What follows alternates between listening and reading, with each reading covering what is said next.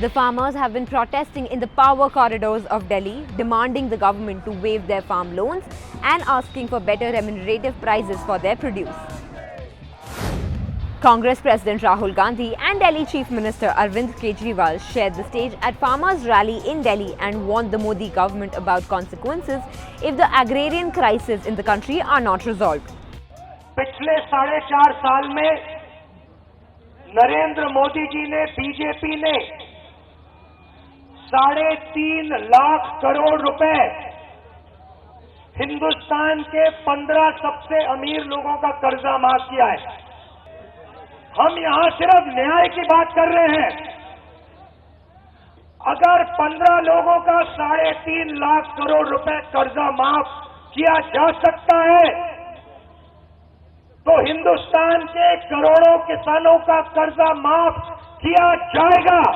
जिस देश के अंदर किसानों को आत्महत्या करनी पड़े, जिस देश का किसान दुखी हो, जिस देश का किसान खुद भूखमरी का शिकार हो, ऐसा देश कभी भी प्रगति नहीं कर सकता। Not only did Jaswant Singh's son Mavendra Singh quit the Bharatiya Janata Party and join the Indian National Congress ahead of the Rajasthan Assembly elections, but he is now also contesting from the same seat that Bharatiya Janata Party Chief Minister Vasundhara Raje has won for the last 3 consecutive terms. My colleague Aishwarya Iyer met him in Rajasthan and spoke to him about the upcoming elections. Take a look at the interview. So the first thing we'd like to ask you is that for 3 consecutive years, Ms. Raje, she's been winning here, and she's been winning. You know the margin that she's been winning by has also been steadily increasing from 27k to 61k, and this is 3 consecutive terms. I think every election is a different situation, different circumstances.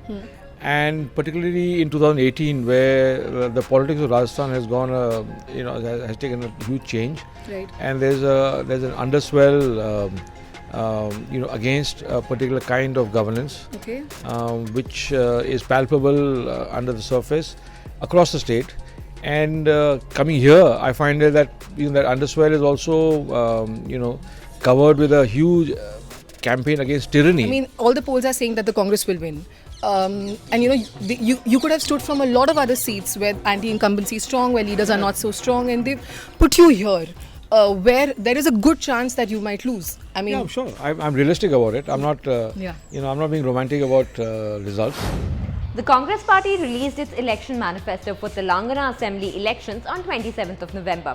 Well, that's absolutely normal, but the manifesto became a talking point for Times Now. Times Now, in a prime-time debate, claimed that the party has launched 7 Muslim-only schemes which could pit Hindus against the Muslims. The Quint fact-checked the story and found out that the claims were misleading. My colleague Abhik will tell us more about this. So as Kritika said, the Times Now's report was misleading, and that is because they based their report on the draft manifesto of Congress, and that too just 2 pages of the draft manifesto which dealt specifically with the schemes of minorities' welfare.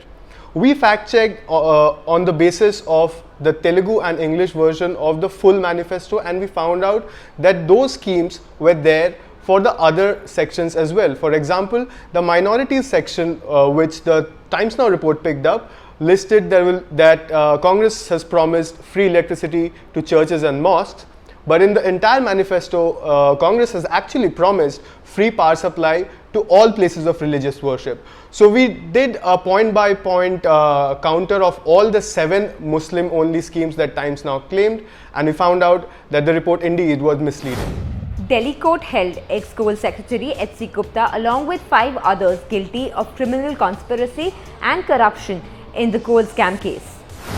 India has suffered a setback in their preparations for the eagerly awaited 4-test series in Australia, with Prithvi Shaw ruled out of the next week's opening with an ankle injury. Telangana teenager ESHA Singh prevailed over big names such as Manu Bhaker and Hina Sidhu to win 3 gold at the 62nd National Shooting Championship in Thiruvananthapuram on Thursday. Netflix is set to launch its own streaming service, and it's reportedly in process of withdrawing rights to film and TV projects licensed to Netflix. Variety reports that Netflix has dropped Marvel's live-action show Daredevil after cancelling Luke Cage and Iron Fist.